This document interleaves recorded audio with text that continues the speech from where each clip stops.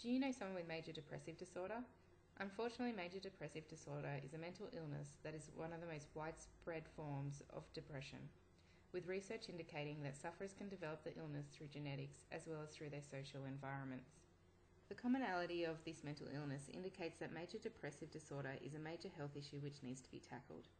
Capsey et al. In fact indicates through his research that throughout a person's lifetime, stressful events that include the person feeling humiliated, threatened, or events that may induce a feeling of loss can be a stimulus to the onset of major depressive disorder. When a person suffers from major depression, they may speak of symptoms like worthlessness or exhibit negative views of self-worth through thoughts of suicide or death, have delusions, and in some cases may mull over past failings. In diagnosis of major depressive disorder, symptoms like irritability, sadness, and social changes like disturbance in sleep, appetite, sexual desire, or loss of ability to experience pleasure in social situations are considered. In order to be officially diagnosed with major depressive disorder, symptoms must last for at least a period of 2 weeks and have a severe impact on the person's daily life and their engagement with others. It has been suggested that major depressive disorder is an episodic disorder, with at least 50% of those who suffer from the illness having recurrent episodes. Research by Bellmaker and Agam indicates that major depressive disorder is an intricate mental illness that is usually not caused by a single gene, but a range of genetics. While acknowledging that major depressive disorder is a mental illness that is partly prone to heritability or personality traits, other heritable factors are also considered to influence the onset.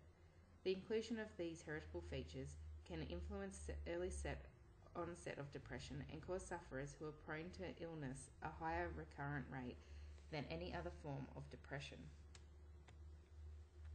Research undertaken by Marshall, as well as Peters, Nicholson, Delaspole, and DeVries on human brain activity in individuals with major depressive disorder, indicate that there is an overuse of cortical activation in the left frontal cortex, which results in what is referred to as negative affect and low levels of positive affect. The development of a high negative affect results in negative feelings towards the environment of which the individual surrounds itself. Those who are diagnosed with major depressive disorder have found to not necessarily have high levels of negative affect, but low levels of positive affect.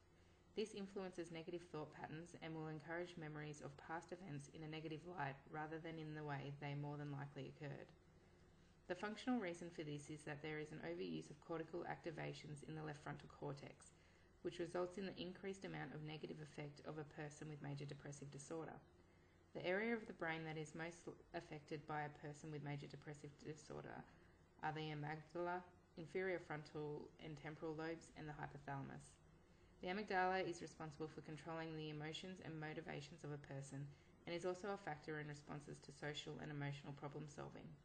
This would explain why it is the person who suffers from major depressive disorder are prevalent to dysfunction within this area of the brain. The hypothalamus is the area of the brain which regulates behaviour and, if damaged or not functioning well, can cause rage and aggressive behaviour. Usually this is what influences feelings of displeasure of a person with major depressive disorder. The frontal lobe makes up half of the cerebrum, which controls the ability to complete cognitive activities, assists in making decisions, and makes up the personality of an individual. If there were inaccuracies detected in this area of the brain and the frontal lobe, this would affect the personality of the individual. Research by Rott et al. Indicates that those who suffer from major depressive disorder have a reduction in serotonin levels within the brain. It has been recorded in studies on people with major depressive disorder who have turned to suicide that reduced levels of serotonin receptors were present. When a person displays low levels of serotonin and has reported to have experienced high levels of stress, it has been suggested that combined, these can result in the diagnosis of major depressive disorder. Further research by Burke et al. Has linked the alteration in the hypothalamic pituitary adrenal axis, also known as HPA axis, and stress as a contributor to major depressive disorder. These research substantiates that a large amount of research has indicated there is a link between abnormalities in the HPA axis and major depressive disorder. The HPA axis is a set of influences and responses between 3 endocrine glands: the hypothalamus, the pituitary gland, and the adrenal glands. The communication between these areas create the HPA axis, which is part of the neuroendocrine system, controlling our reaction to stress, immune system, moods and emotion, and energy expenditure. The HPA axis function is to adapt to physical or psychosocial changes in your environment. When we present stress of any kind onto our body, the central nervous system is activated and releases hormones from the anterior pituitary from the adrenal cortex, which, when met with high levels of cortisol, a stress hormone, will hinder the HPA axis in the hippocampus. Physical exercise has been linked by many studies as contributing to a positive effect on individuals' well-being and is predominantly advantageous to psychosocial well-being on both the long and shorter term. Research indicates that those who participate in regular activity are more likely to experience an increase in self-esteem, a higher level of information input, a more effective cardiovascular system, and higher amounts of self-efficacy. One of the areas that are affected by the introduction of physical exercise involved brain-derived neurotrophic factor, also known as BDNF, which is a protein which is released in the brain to enhance plasticity and neuron survival. The release of BDNF also protects the brain from stress-induced damage and contributes to the growth of new neurons. Mehta et al. Research has associated with prevention of major depressive disorder with BDNF because stress has a toxic effect on hippocampal cells and can kill or damage them. If the hippocampal cells are damaged or killed, the depreciated functioning of the hippocampus may influence symptoms of major depressive disorder. Through exercise and the release of proteins from the BDNF, protecting the brain from stress can reduce the risk of major depressive disorder.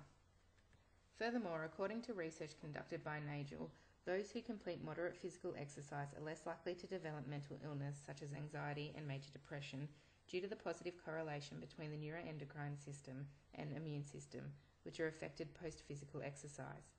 The neuroendocrine system contains glands which are released with hormones to produce adaptive responses to regulate athletic performance. With this in mind, physical exercise is considered to be a positive influence on the mental state of those who suffer major depressive disorder and can affect mood in the shorter term, preventing depressive symptoms. One of the indicators of a person with depression is a reduction in serotonin levels. When a person with low levels of serotonin experiences high volumes of stress, it has been suggested that these contributing factors can result in the diagnosis of depression. It has been suggested by Saxena et al. That an exercise program should be considered when treating a person for depression.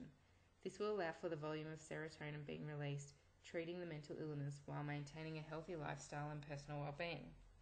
Physical exercise has been linked with improvement in mood, proving to be beneficial to personal well-being and coping abilities in the shorter term. It has been suggested by Mummy et al. That those who engage in regular physical activity have less negative moods on exercise days. During physical exercise, neurotransmitters are released, including serotonin and norepinephrine. These chemicals are responsible for the processing of information in the brain, which relate to cognitive ability. During physical activity, an influx of calcium is produced, brought on by the stress of the activity, which in turn has an effect on neurons within the hippocampus. Exercise enhances the creation of neurons within the hippocampus, which is a part of the limbic system of the brain, playing an important role in memory. While the effect of exercise on individuals at elevated risk of major depressive disorder are not clear, current research has indicated that by involving those who have been diagnosed with major depressive disorder and with physical exercise, the neurological improvements are available. Services are available to those who need help with this illness, so please use these services to help yourself or someone you might know to make life a bit easier. Or go and do some physical activity. It could help the process.